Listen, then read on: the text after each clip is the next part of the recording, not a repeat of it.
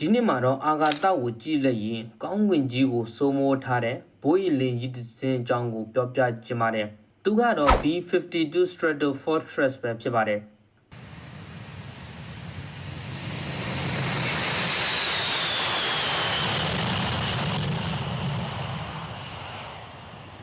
တတန်း60ကျော်ပြီဖြစ်ပေမဲ့ဒီလင်ကြီးဟာခင်မမီတော့တဲ့အယုတ်အိုကြီးမဟုတ်ပါဘူး။သူဟာအမေရိကန်လေတပ်ရဲ့မတေမျိုးစစ်တီတော်ကြီးပါ။တနအီလျင်ကီလိုမီတာ1000နီးပါးရှိတဲ့အတန်ထက်နှေးတဲ့အမြန်နှုန်းနဲ့ပြန်တန်းနိုင်ပြီးတော့လေအမှုတန်းပေါင်း9ဦးဖြင့်မောင်းနှင်နိုင်ပါတယ်။1960ပြည့်နှစ်များကအစောပိုင်းမှာစတင်မိတ်ဆက်ခဲ့ပြီးဒီဘာရှင်းဟာဆိုရင်အရှိကဖန်တီးခဲ့တဲ့အင်ဂျင်ဟောင်းများတဲ့ပိုပြီးထိရောက်တဲ့တာဘွန်ဖန်အင်ဂျင်များနဲ့အစားထိုးခဲ့ပါတယ်။သက်တမ်းကို21ရာစုနှစ်အထိကြာရှည်အသုံးပြုနိုင်ဖို့